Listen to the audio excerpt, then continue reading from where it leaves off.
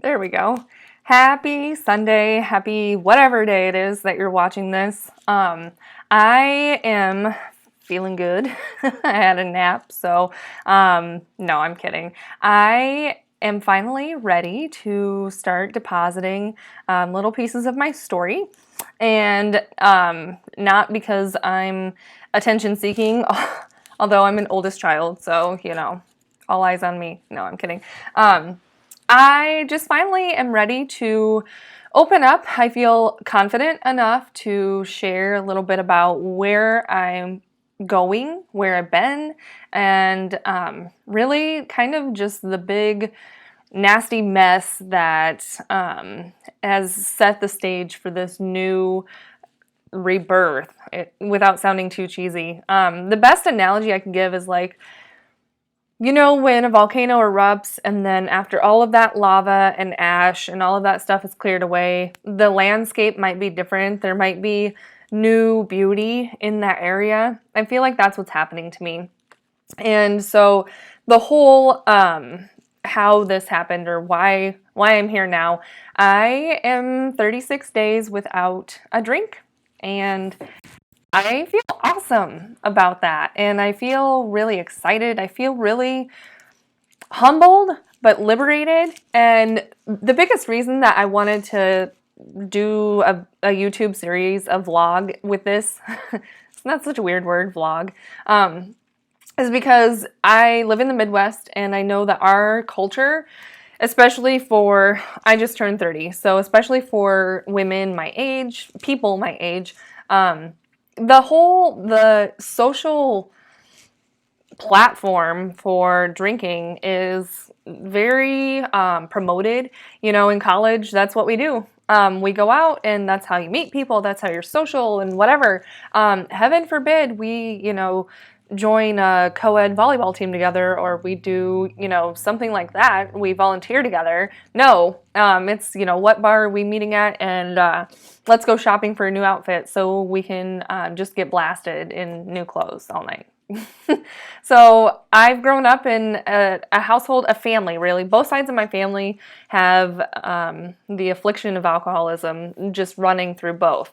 So my parents, I watched them drink, my dad especially, drink, and then I've seen the mess that comes from that. So the violence and the hurt and the behaviors, the passive aggressive communication, like I've just really been trained up to be a mess, honestly. And Mom, you're probably going to watch this, and I'm not saying that at all to put my parents down or make them feel bad. It's just that I truly want to live by these words that I so often deposit into the universe. If you follow me on Facebook, I love positivity, and I'm putting positive quotes out there and inspiration and little nuggets like that because I like it. And if it speaks to me, I think that, somebody else might need to hear it too for that day. And so Mom, the quote, "When we know better, we do better," is really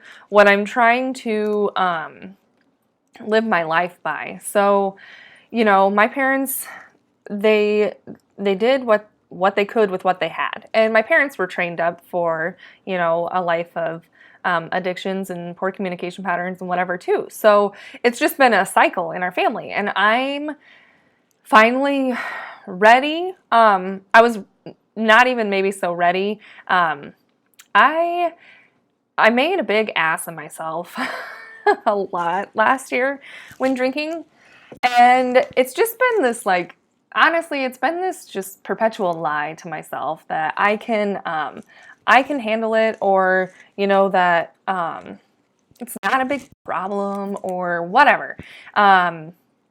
Just telling myself that I don't have a problem with drinking because, I go to work, because blah, blah, blah. I mean, fill in the list of excuses. But once I was basically pushed out of the airplane and forced to look at that, some people in my family have spoken up, and I'm glad they did. And I believe in God's timing, but here I am. I turned 30 last week, and I feel so excited. Just I can't believe it's taken me all of my 20s to finally look in the mirror and say, Bree, what does a drink do for you? Like, this isn't serving you in any way. It's not growing you. It's not it's not doing anything to get me closer to my goals.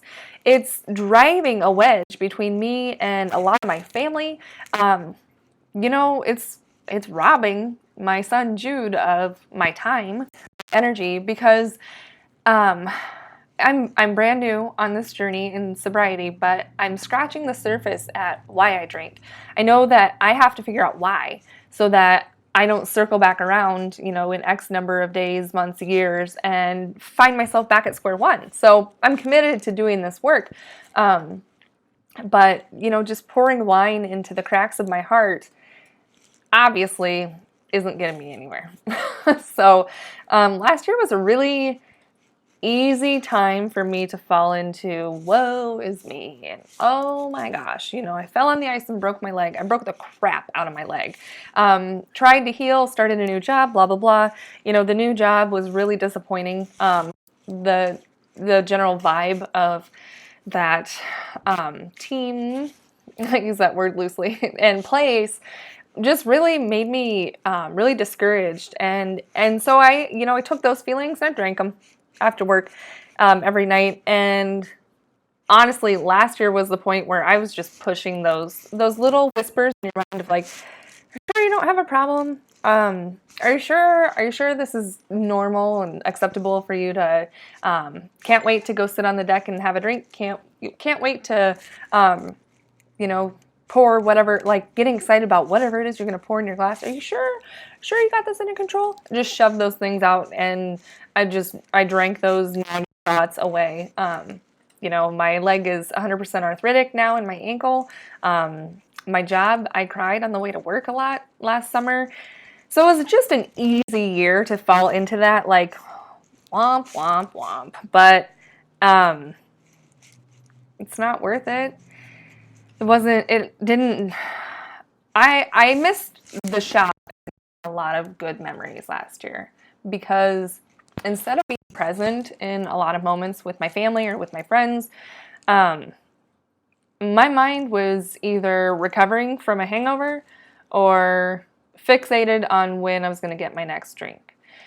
And for those of you who know me, I recently watched a very good live video from one of my dear friends and mentors, Lindsay, and I so appreciated that she said, people know of us what we choose to deposit. So it's really easy to be like, oh, this is great, or, I took a new role at work and now I'm happy at work again, and blah, blah, blah. I mean, I'm proud of my son. I'm his mom, but he's cute, and he's growing into such a good person and whatever. So it's really easy to put la la la la la all that on Facebook, but you don't see that ugly stuff that I don't choose to share because, why would I? I mean, why would sharing my skeletons in my closet make anybody want to, reach out to me? Those are the things that I'm sure not only I think, I mean, we deposit what we deposit on social media for various reasons, and that's your prerogative. But my hope in sharing this, first of all, is for a little bit of self-therapy for myself to, kind of speak out loud these things that I'm traveling through, these phases of my sobriety, but also why is there a stigma with this? Like, why is it like, oh, I joined AA, instead of like, I feel amazing and I gave up drinking and I cleaned my cupboards out from all these wine gadgets I've spent so much money on because, it's glamorous if you have cool gadgets to pour your daily bottle of wine, right?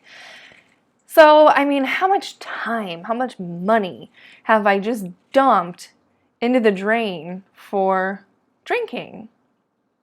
Wow. And instead of, rolling around in that puddle of self-misery and pity, I'm truly just excited to be 30. I just turned 30 and I feel freaking great because my mind is clear and I'm more intentional and I'm more focused. I'm proud of myself because I was freaking scared to quit drinking. I've had this book on my nightstand for like 2 years, honestly. Why You Drink and How to Stop by Veronica Valli, Valli. She herself is a recovering alcoholic, and she helps others in the UK, and so published addictions author and whatever. But I bought that book, and it was like at the point, I don't know, like 2 years ago, and I was just like, this might not be a healthy thing, the way I drink, or, the way I turn to drinking, or why I pour a drink. And so, I bought this book on Amazon, and then you open it and you're like, whatever, like, I'm fine. I'm fine because I have a full-time job, or, I'm fine because XYZ. Like I said, you just pump yourself full of these lies, but it's fear driven. Like, what are people going to think? Am I going to be boring? Heck yeah, it's going to be hard. It's going to be hard because literally all of my adult life, if I felt uncomfortable in a situation, if I've, had a bad day, anything, you name it, any negative feeling, I can easily just have a glass of wine and be like, oh, I deserve a glass of wine. Today was a hard day. Yeah, it's scary. Like, I'm stone sober, but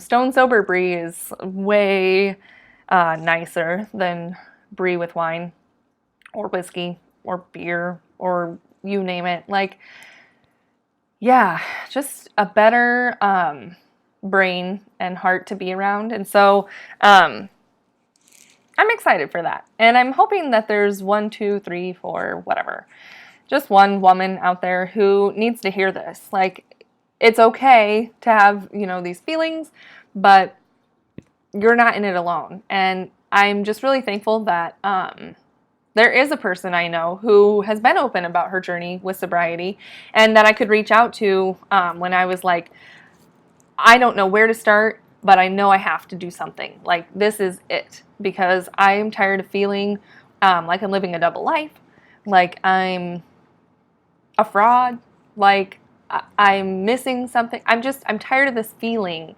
And I know that quitting drinking is going to help me shed that skin. So I'm thankful for her openness, and I'm hoping to deposit that same kind of good energy and support out there. Not an expert. And like, that's my biggest thing, is I don't want to get preachy, like, oh, I don't drink. It's not like that at all. This is a me versus me thing, totally. And it's just, other people who can't drink because it totally just, they are powerless over the drink. I identify with that. And good for you. I'm really glad for you if you don't struggle with this, because it's nasty.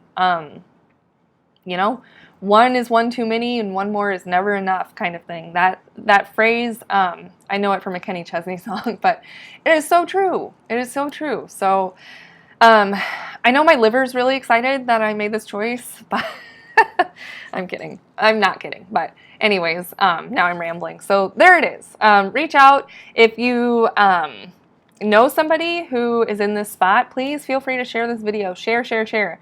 I'll be back telling more of my story and little tidbits, and I so thank you for watching. And there have already been some ladies on social media supporting me openly, and I really appreciate it. It really means a lot to me. So have a great day, and we'll chat soon.